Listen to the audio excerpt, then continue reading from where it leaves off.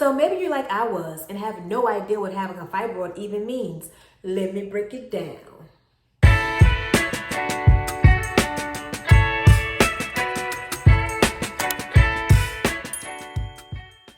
Hey y'all, welcome back to my channel. I'm Joya and this is J-Bay, my little piece of the internet where I get to share the real, the raw, and the reality surrounding fibroids, family, and postpartum fitness.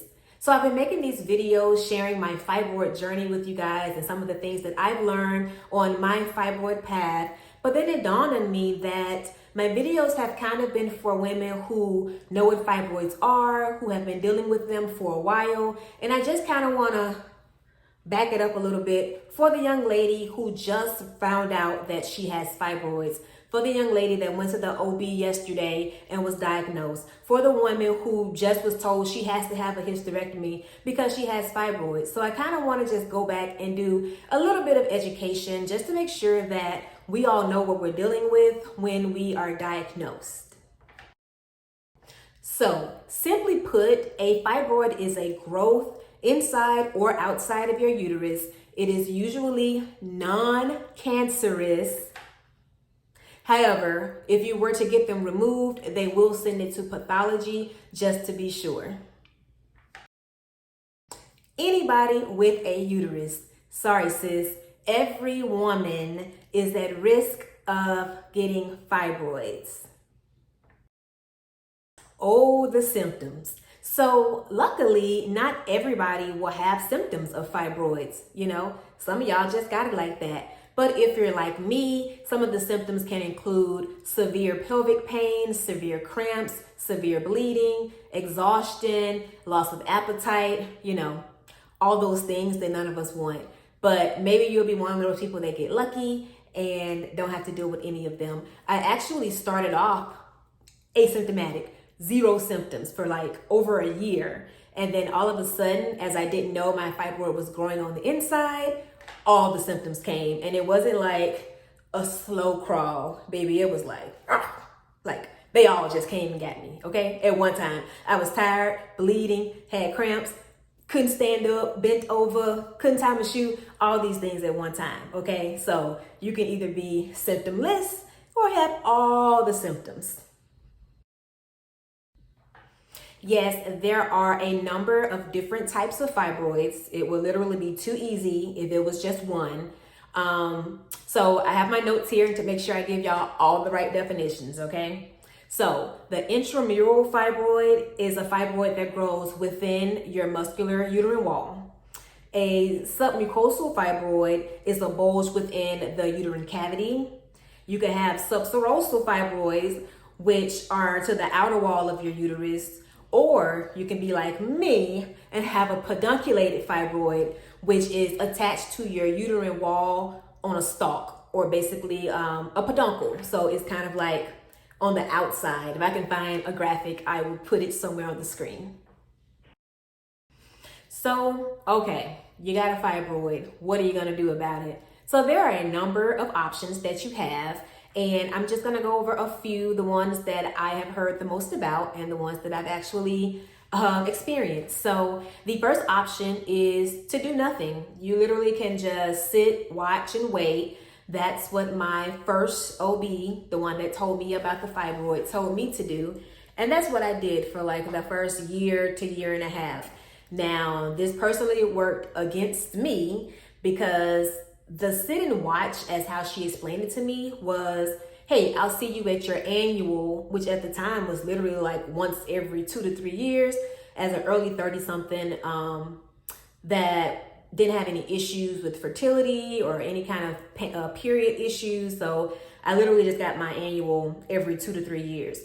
So she basically said, I'll just check it every time you come for your annual. So thankfully, I ended up moving before I waited 2 to 3 years to go see someone. So once I moved and got connected to a new OB, she was like, why did you wait so long? Like, what were you waiting for? This thing is huge.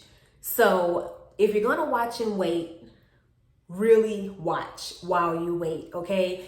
Go to get an ultrasound. I suggest at least twice a year because they can grow really quickly in some instances. Mine grew mine doubled in size. It grew almost 12 centimeters in a year and a half, which is pretty unheard of, but obviously it can happen. So I just say to get an ultrasound, don't just go on your annual, especially if your annual isn't annually, okay? So I say you should get an ultrasound at least twice a year just to check on the size and make sure that it's not getting out of hand.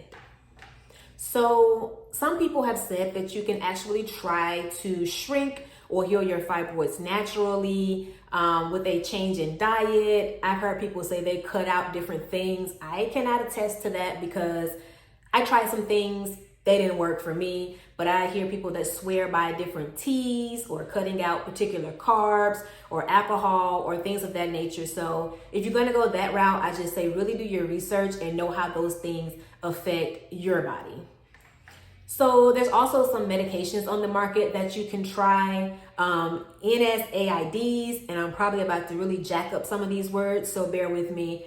Non-steroidal anti-inflammatory drugs, which basically helps relieve your pain, especially if you have heavy bleeding. Y'all, there were some weeks, some months where I literally bled 21 days out of the month.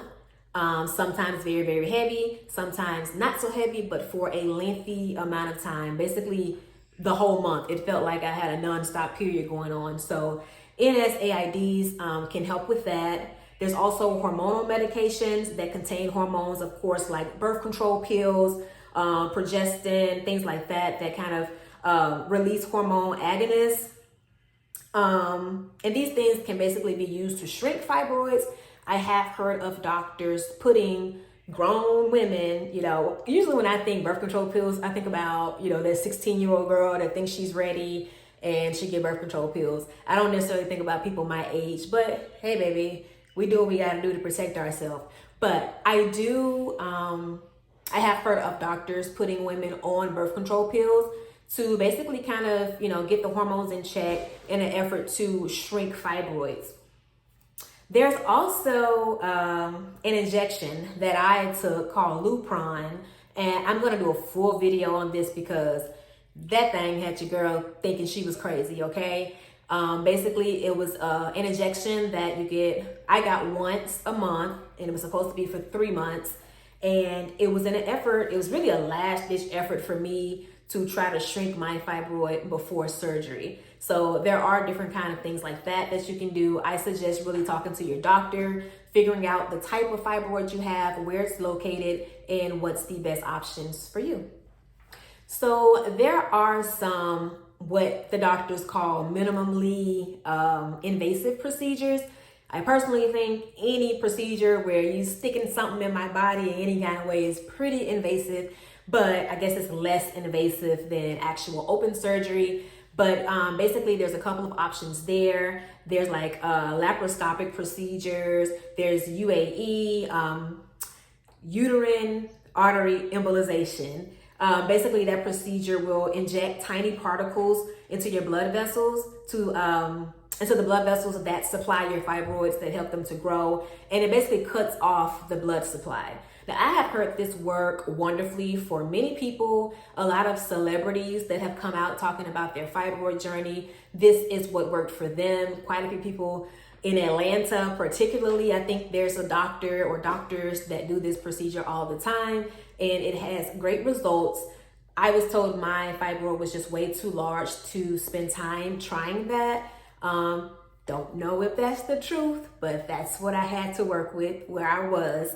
So this could be a very good option for someone maybe with smaller fibroids located in particular places. I would definitely look into that before getting cut open. And then there's the myomectomy, which is what I had to remove my 24 centimeter fibroid. So a myomectomy is basically an open procedure that removes the fibroid with the best effort to leave the uterus intact. It is a great option for women who want to try to keep their fertility, want to have kids, want to have more kids, basically want to keep their uterus as healthy as possible.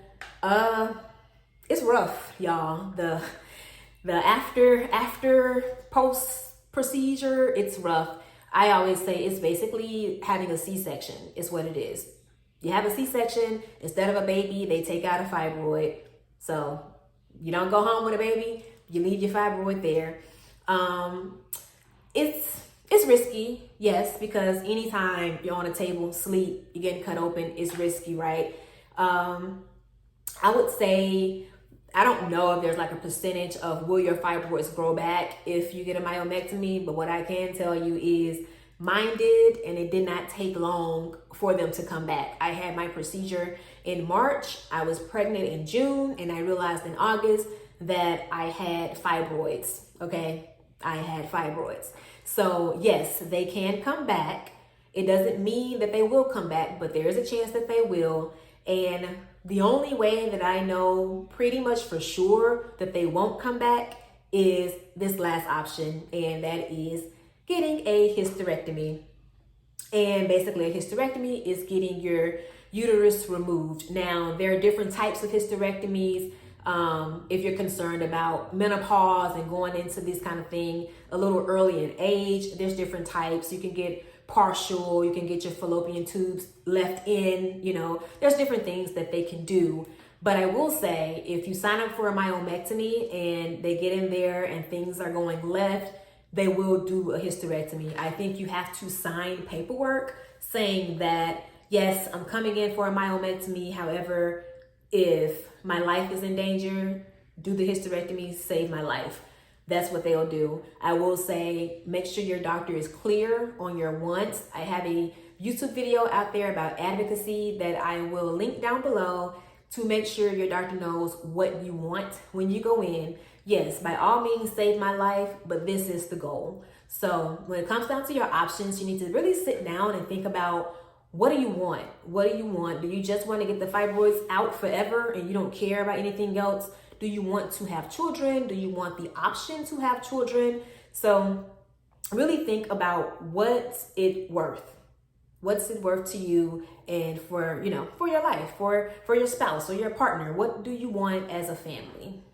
So if you just found out that you have fibroids, when I found out, I was just confused, okay? I cried a little bit. I went to Google, I went to YouTube, I called my mom. I was asking questions because something that I did not mention earlier is fibroids can be genetic, okay? You can be predisposed based on the other women in your family. No one in my family had ever talked to me about fibroids, but after I came out and said I was diagnosed, I found out, oh, your sister has fibroids. Oh, you had 3 aunts that have fibroids. It was just like, whoa, like, why aren't we talking about this? Why isn't it something that we know? You know what I mean? We talk about diabetes. We talk about high blood pressure. Fibroids should be in the conversation. So if you have just found out that you have fibroids, I have several other videos that can hopefully help you with your decision making and help you with your healing process if you decide to have a procedure. I hope this video has been informative.